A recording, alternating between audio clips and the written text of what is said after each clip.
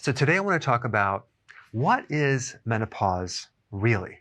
Well, it's simply a situation where you're running out of eggs.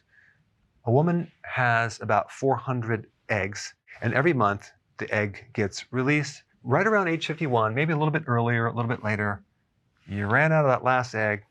You're done. No more menstruation, no more pregnancy. It's time to party, right?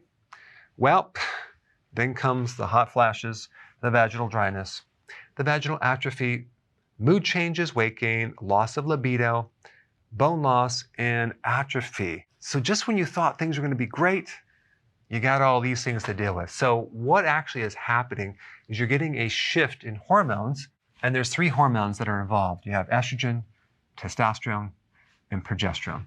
And these are not accurate, but I'm just going to show you the pattern.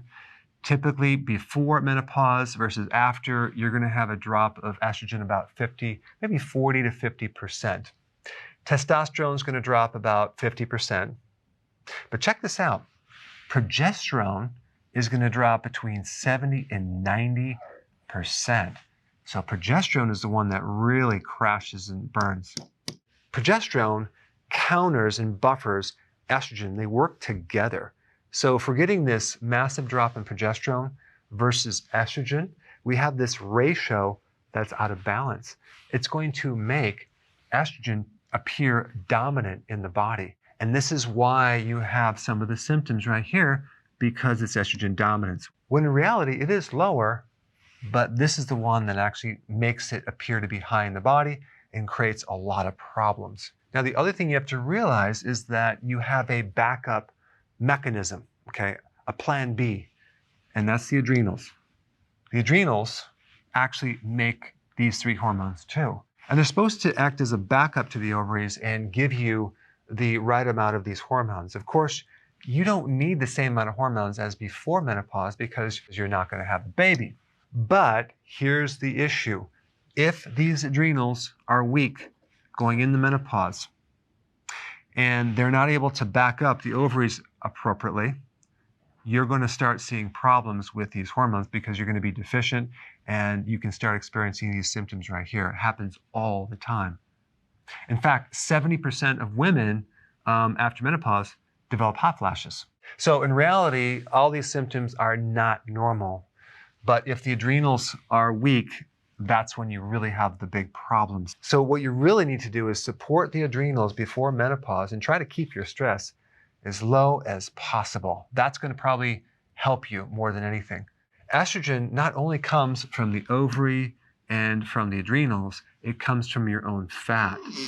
So depending on how much weight you're going to have certain levels of estrogen. So this could literally just go down slightly, maybe down, maybe, I don't know, 30%, maybe even 20%, making this difference here, this ratio, even worse. So the real situation is this. The adrenals are just not backing up these ovaries right here. So number 1, support the adrenals before menopause. But some of you watching are actually after menopause. So what do you do in that situation? Well, you do not go on a low-fat diet. Do not lower your dietary cholesterol. Why? Because all of these hormones are made out of cholesterol. That's the precursor. So if you actually go on a low-fat diet, low-cholesterol diet, you are going to negatively influence these hormones. All right, number 3, counter high cortisol. Because the adrenals are acting to support the ovaries, you're going to get a spike in cortisol. Okay, that spike in cortisol is very damaging in several ways. One is it destroys your bone. That's why women after menopause sometimes develop osteopenia and even osteoporosis, and they get atrophy. It looks like cellulite, but it's really a loss of muscle, which you're getting this atrophy or loose muscle tissue, and it looks like it's all fat, but it's not. It's just basically a loss of muscle tissue, and it's kind of sagging in the body. That is thanks to cortisol. Cortisol also affects the sleep cycle, and it also releases stored sugar, so it raises insulin.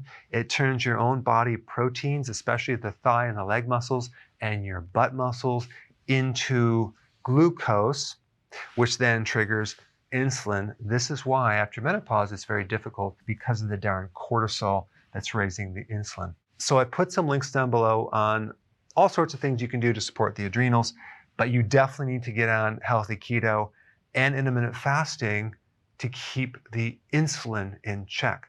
That's your best bet for helping you lose weight and also helping you correct a very slow metabolism.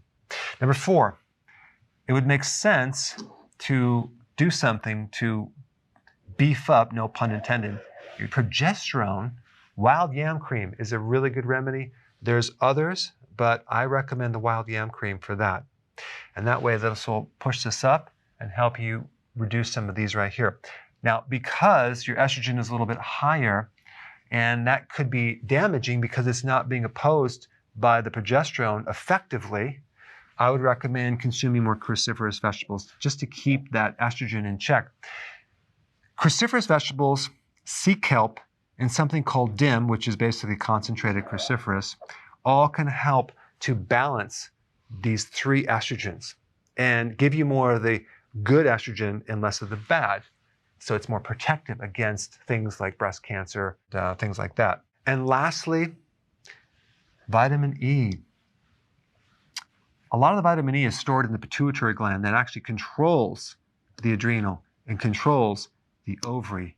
And so vitamin E drops significantly after menopause. So if you actually take enough vitamin E in the correct type, which I'm going to tell you in a second, you can support the adrenals and the ovaries and minimize a lot of these symptoms right here.